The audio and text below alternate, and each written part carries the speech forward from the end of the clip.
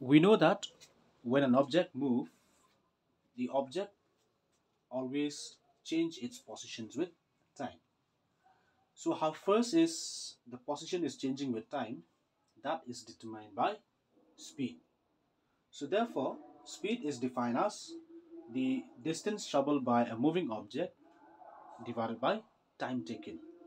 And mathematically we write speed is equals to distance traveled by time taken. Okay. The SI unit of speed is meter per second and the CGS unit is centimeter per second. Also, the dimension of speed, it is m naught, distance is L, time is t, but since t is in the denominator, so when you write it, you have to write t to the power minus 1. So this is the dimension of speed. Okay. Speed, as you know, is a scalar quantity because it has only magnitude but no direction. Okay. There are different types of speed. First is uniform speed. So what is a uniform speed? Let us consider the motions of a body in a straight road. Suppose this is the origin. Now, in 1 second, let's say the body cover a distance 1 meter. In time 2 seconds, the distance is 2 meter. In 3 seconds, the distance is 3 meter. And it keeps on continue like this. So therefore, we see here that this body covers equal distances in equal interval of time. That is, in every 1 second time, the distance covered is always 1 meter. So such motions of a body is said to be uniform motion, and the speed that a body is moving in this uniform motion is known as a uniform speed. Number 2, variable speed. Variable speed is defined like this. Suppose in 1 second the distance is 2 meter, in 2 seconds the distance is 5 meter, in 3 seconds the distance, let's say it is 4 meter. Okay, so here we see that the distance covered in equal interval of time is not the same. The distance covered here, it is 1 meter.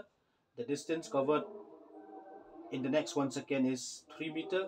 Here it is 1 meter and so on.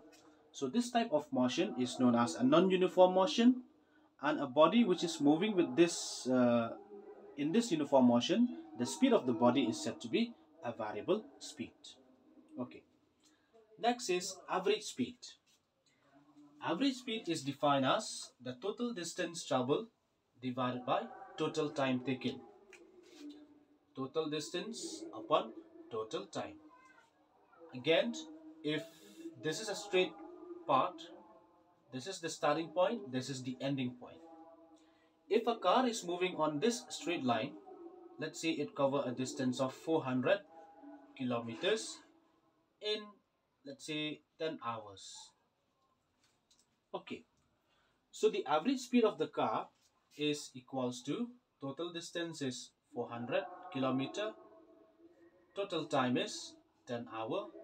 So when you divide, you'll get 40 kilometer per hour. So this 40 kilometer per hour, it is the average speed of the moving object. Okay. Now, in this example, 40 kilometer per hour, it is the average speed of a car over the whole length from A to B.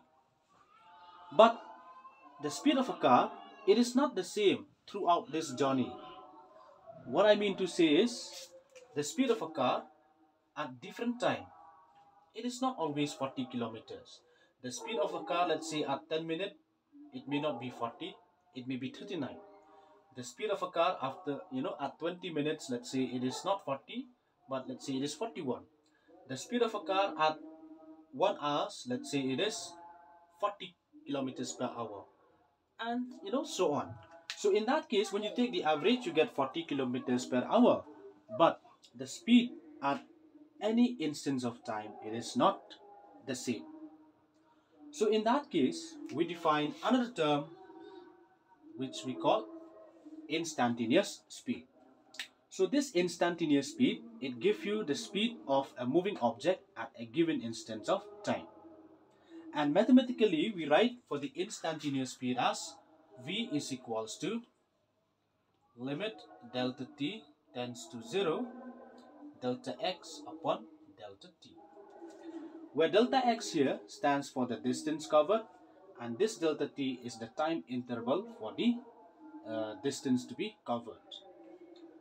And please note down that the speed, it is a scalar quantity, right? That means when a body is moving in a straight line, okay, we are not specifying about the direction, but we are just concerned only about the amount of speed. That means the amount of yes, the magnitude of the magnitude of the velocity, I can say.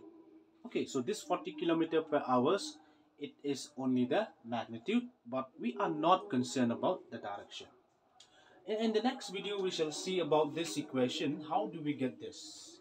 V is equals to limit delta t tends to 0 delta x upon delta t, and we shall see about this using a graphical method.